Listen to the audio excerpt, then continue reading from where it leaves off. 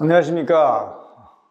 당독서연구소 블루닥터 박명규입니다. 오늘은 지난번에 한번 이미 그 유튜브를 저희가 영상을 찍었었는데 암에 대해서 조금 더 좀 해야 될 것이 있어가지고 좀 같이 좀 나누는 시간을 가지는, 특히 암 환자에서 가장 두려워하는 것이 사실은 암전이거든요.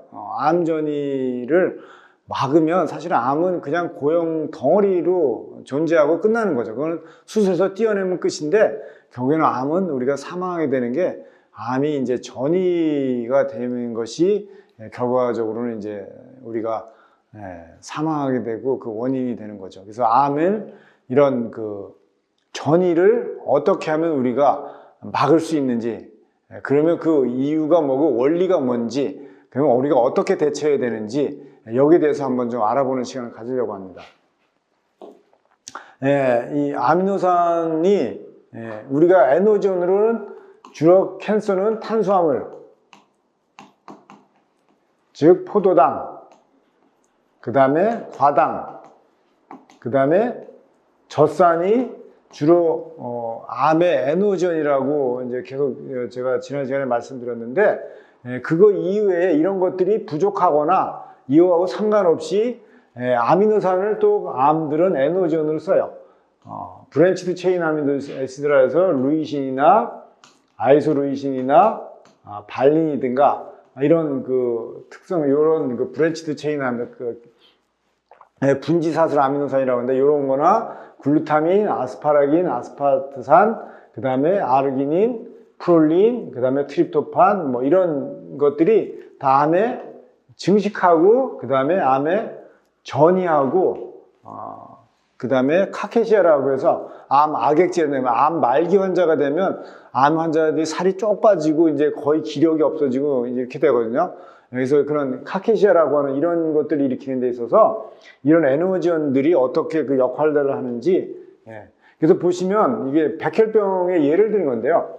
급성 백혈병 환자에서 암세포, 암 조직에서는요, 대사가 재프로그래밍 됐다고 해요. 대사. 이게 뭐냐면, 우리가 원래 포도당을 쓰게 되면, 포도당은 원래 글라이콜리시스 통해서 TCA 사이클까지 가서 이게 분해하는 이 과정을 통해서 우리가 결국 포도당을 ATP를 만드는 게 우리의 정상적인 세포가 하는 기능인데, 암세포는 이거를 에너지를 만드는데 이 포도당을 활용하지 않고 주로 젖산을 만들거나 지방을 만들거나, 우리가 뭐 핵산, DNA 이런 증식관 이런 걸 만드는 데 주로 써요. 그러니까 암은 에너지를 얻는 것이 메인이 아니라 증식하는 데 필요한 영양원들을, 물질을 만들어내는데 포도당을 쓴다. 근데 포도당이 만약에 활용도가 떨어지거나 포도당하고 상관없이 또 암은 트립토판이라든가 BCA라든가 글루타민, 뭐 세린, 아스파라긴 같은 이 아미노산들을 가지고 이 포도당 대신에 아미노산을 가지고 똑같이 이런 것들을 만들어내는 역할들을 한다. 그러니까 우리가 암 환자가 식사를 할 때 잡곡밥 먹고 뭐 쌈, 김치 먹고 뭐 이렇게 야채 먹고 이러고, 이것도 정말 필요하고 중요한 거지만 거기에 덧붙여서 단백질류들도 상당히 제한을 해야 된다. 그래서 저는 이제 특히 고기 같은 거나 단백질 중에서도 고기나 유제품, 이런 쪽은 절대로 드시면 안 된다 라고 저는 적극적으로 권하고 있어요. 그 이유는 바로 이런 아미노산들이 너무 풍부하기 때문에, 이런 것들이 에너지원으로 암 환자한테 암에서 활용될 수 있기 때문에 저는 그렇게 합니다. 그래서 암에서 아미노산은 어떤 역할을 하냐, 에너지원으로 쓰이기도 하고요. 그 다음에 자기가 살기 위해서 산화 환원의 밸런스를 조절하는데도 암이 이거를 아미노산을 가지고 활용해서 이렇게 하고, 그 다음에 유전자를 변형시켜서 자기한테 유리하게 자기가 필요한 것들을 만드는 쪽으로 해서 유전자의 특성들과 기능들을 변형시켜서 단백질의 기능을 바꾸고 대사를 왜곡시키는 쪽으로도 이게 활용이 되고, 그 다음에 우리 몸에 있는 면역세포가 암을 잡으러 갈 때, NK세포나 이런 거 잡으러 갈 때 면역이 잡는 거를 못하도록 방해하고 회피하는 이런 쪽에 우리 에너지원들을, 아미노산들을 갖다가 이렇게 쓴다. 이렇게 보시면 되죠. 그래서 암은 아미노산의 대사를 왜곡시켜가지고 자기가 유리한 쪽으로 하는데, 어떤 유리한 쪽으로 만드냐? 지방 만드는데, 아까 이제 에너지 ATP라고 하는 에너지를 만드는 데 쓰는 게 아니라 지방을 주로 합성하는 데 쓰고, 그 다음에 DNA나 RNA 같이 이게 유전자를 우리가 이제 증식하기 위해서 유전자를 만드는데 쓰기도 하고, 그 다음에 산화원의 이런 밸런스를 조절하는데 주로 쓴다. 그래서 이런 것들이 남아돌게 되면 이런 쪽으로 더 가기 때문에, 절대적으로 제가 말씀드리는 핵심은 탄수화물이 됐든 단백질이 됐든 하루에 내가 정말 몸에서 필요한 것만, 기초 대사량, 기초적인 양만 쓰고 그 이상은 먹으면 안 된다. 암 환자 같은 경우에. 그래서 이게 남아돌면 결국에는 전이를 촉진하고 결국에는 카케시아, 암 악액질이라고 하는데, 이 카케시아가 오는 것들이 점점점 촉진되게 만들 수 있다. 그래서 암 전이와 카케시아를 막을 수 있는 가장 좋은 방법은 뭐냐? 거기에 대해서 지금 이제 간단하게 좀 설명을 드리려고 합니다. 그래서 암 환자들한테서 제가 한마디로 설명하면 암은 어떤 특성을 가지고 있는지를 이 그림 하나 가지고 다 설명할 수 있을 것 같아요. 암의 특성들을. 그러니까 암이 어떻게 되냐? 우리 암이 자기 주변에 있는 이 몸 안에 있는 에너지를 뺏어가는 방법이 있어요. 뺏어가는 방법. 우리 몸에서 정상세포에서부터 에너지를 뽑아서 빼서 자기가 갖다 쓰는 방법이 있는데, 그게 뭐냐면 염증을 유발하는 거야. 염증을 유발하거나 활성산소를 만들어내는 거야. 활성산소를 만들어서 주변에 있는 조직에다가, 예를 들면 이게 정상세포고 암세포가 여기 안에 하나 있습니다. 여기 조그맣게. 근데 이게 증식하려면 여기에다가 활성산소하고 면역, ROS라든가 이런 면역, 염증 물질들을 분비하면 여기서 에너지가 다 이쪽으로 공급을 시켜주겠죠. 그러면 캔서가 점점 이렇게 자라겠죠. 그 자라는 방법의 키가 뭐냐?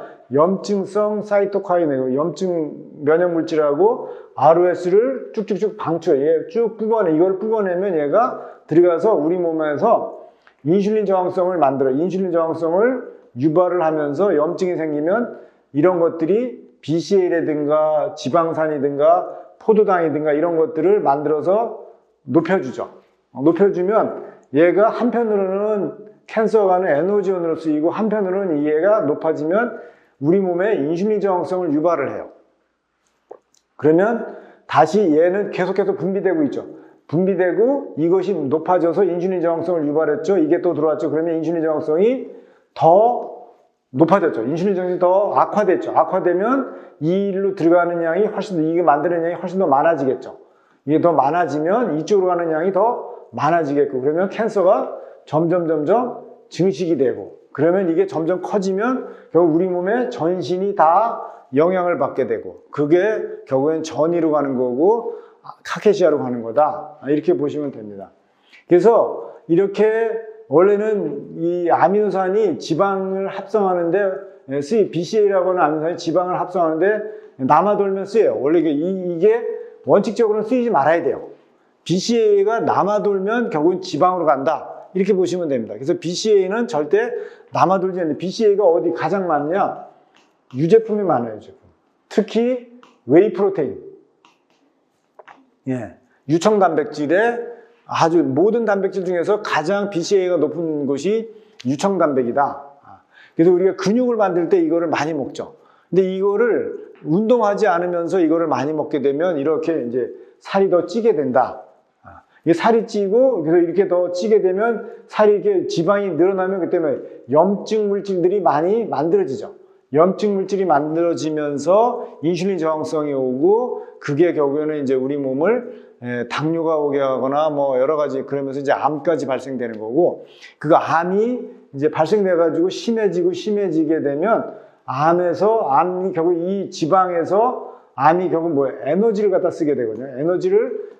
지방을 녹여내 가지고 에너지를 끌어다 쓸 때에 뭘 갖다가 여기다가 추가로 암이 끌어다가 쓰느냐면 교감신경을 항진을 시켜요. 교감신경 항진이 게 뭐냐면 스트레스. 결국 우리 몸에 스트레스를 유발을 시켜가지고 어떤 역할을 하느냐? 지방을 완전히 녹여내서 없애버리는 거예요. 그래서 암 환자가 말기가 되면 살이 쪽쪽쪽 빠지죠. 살이 쭉 이렇게 빠지게 되는데, 그게 바로 보면 이미 암이 엄청나게 진행이 돼서 우리 몸에 전신에서 모든 에너지원을 다 빨아다가 캔서가 쓰는 지경에까지 이르게 된다. 이렇게 되는 거죠. 그래서 암 환자는 절대적으로 스트레스를 받으면 안 돼요. 그래서 추운 데 있어도 안 되고 스트레스를 받아도 안 되고. 그래서 이 교감신경이 항진이 되게 되면, 즉 스트레스가 높게 되면 유방암 같은 것들이 전이 모드로 바뀐다. 그러니까 스트레스를 암 환자가 계속 받게 되면 암이 악화되고 전이가 빨리 일어날 수 있다. 이렇게 보면 될 것 같고요. 그래서 실제 스트레스를 줬더니 똑같은 암인데 스트레스를 안 받은 쥐하고 스트레스를 받은 쥐는 암이 이렇게 빨리 증식을 했어요. 암 증식이 엄청나게 속도가 빨라지더라. 스트레스를 받았을 때 그만큼 암 증식 속도가. 그래서 암 환자들은 절대로 스트레스를 받게 하면 안 된다. 그리고 암 환자는 추운 데 있어도 안 돼요. 이게 역학조사를 해봤더니 추운 지방에 사는 사람들이 오히려 암이 훨씬 더 발생률이 높고 암이 더 빨리 악화되더라 라는 게 이 논문에서 나온 거예요. 이 논문. 그러니까 추운 지방에 있게 되면 교감신경의 활성화가 되고, 이것이 결국에는 이런 교감신경 물질들, 노르에피네프린이라든가 카테콜라민이라든가 이런 것들이 높아져가지고 결국에는 캔서를 증식하는데 활성화시켜 주더라. 그런 얘기죠. 그래서 이제 제가 2번에 걸친 거를 활성화하면, 요거 그림 하나만 이해하시면 돼요. 결국은 암은 앞에서 말씀드렸듯이 활성산소하고 염증 물질을 만들어서 결국 우리 몸에서 인슐린 저항성을 유발을 해가지고 이런 대사체들을 포도당이나 지방이든가 아미노산들을 많이 녹여서 만들어내게 하고, 이거를 에너지원으로 쓰는데, 이게 에너지로만 쓰는 게 아니라 이거는 반대로 우리 몸한테 인슐린 저항성을 더 높이는 역할을 하고, 이것이 계속 그러면 더 많이 만들어지면 이것이 더 많이 만들어지고, 그래 인슐린 저항성은 더 올라가고, 그러면 캔서는 더 빨리 자라게 되고, 이런 악순환을 통해서 결국에는 전이까지 넘어가게 되는 거다. 이렇게 보시면 좋을 것 같습니다. 그래서 앞에서도 말씀드렸지만 중요한 거는 에너지다. 에너지 전쟁이다. 에너지 전쟁의 키는, 결정은 누구냐? 인슐린 민감도를 얼마나 높이느냐 여부가 결정한다. 근데 이 캔서는 에너지원을 어떻게 쓰느냐? 옛날에는 이 미토콘드리아라고 하는 데서 써서 NADH라든가 이런 걸 가지고 에너지원을 쓴다라고 했는데, 최근에 밝혀진 거로는 세포질에 있는 이 NADH가 주 에너지원으로 쓰인다. 그래서 어쨌든 뭐 이건 좀 어려운 얘기지만 암 환자한테서 결국에는 에너지의 레벨을 낮추는 게 중요하다. 그러니까 우리가 항암제, 방사선 치료제 항암제든가 뭐 항암제, 어떤 항암제를 쓰든 간에 결과적으로는 암이 증식을 완벽하게 없애려면 이 에너지 공급을 차단을 해야 되는데, 이렇게 해가지고 신호 조절을 해서 캔서를 죽이려고 했는데 실상은 에너지가 계속해서 공급된다. 이 에너지가 공급된다는 얘기는 뭐예요? 배부르게 먹는다는 얘기죠. 배부르게 먹으면 결국에는 암은 항암제, 방사선 치료제를 써도 잡기가 어렵다. 표적 항암제 써도 쉽지 않다. 그래서 반드시 그런 거 할 때 식이 프로그램을 같이 하는데 칼로리를 제한하면서 인슐린 민감도를 높이는 방법을 써야 된다. 그 얘기는 뭐예요? 그러면 소식을 하면서 뭐 해야 돼? 운동도 같이 하면서 내 몸의 건강한 조직이 훨씬 더 건강하게 만들어서 암한테 가는 에너지를 절대적으로 못 가게 만들고 차단시켜서 내 몸에 건강한 조직이 다 갖다 빨리 쓰게. 그래서 암 환자는 식사 후에는 반드시 뭐 해야 되냐? 운동을 해야 돼요. 운동하게 되면 캔서, 암한테 갈 에너지가 내 건강한 세포 쪽이 다 갖다 쓰기 때문에 암으로 갈 그 에너지가 없죠. 그래서 잉여 에너지를 무조건 없애라. 남아도는 에너지는 다 암한테 뺏긴다. 그 이유는 인슐린 저항성하고 염증 때문에 그렇다. 그래서 인슐린 민감도를 극대화하는 것이 가장 핵심이다. 이거를 꼭 그 염두에 두시고요. 그 다음에 제가 강력하게 추천하는 게 뭐냐? 소식을 하고 운동을 하고 그래서 인슐린 민감도를 높였더라도 사실은 조금 부족해요. 왜냐?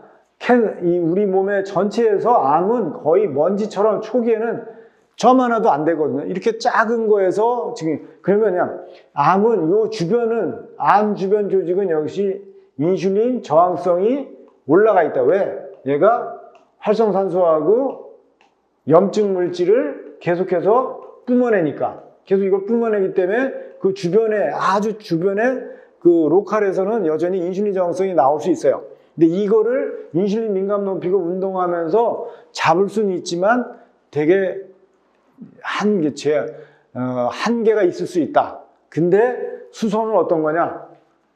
이런 데를 다 뚫고 들어가 가지고 이 ROS나 이런 것들을 낮춰주기 때문에 근본적으로 암이 이런 그 독성 물질이죠. 활성산소라든가 염증을 뿜어내는 거를 근본적으로 막을 수가 있죠. 그러면서 식이요법, 운동, 인슐린 민감도가 동시에 높아지면 훨씬 더 암을 잡는데 초기 암을 잡을 때 상당한 효과를 볼 수 있지 않을까 이런 생각에서 암에서 활성산소를 없애는 가장 강력한 무기는 왜 수소냐?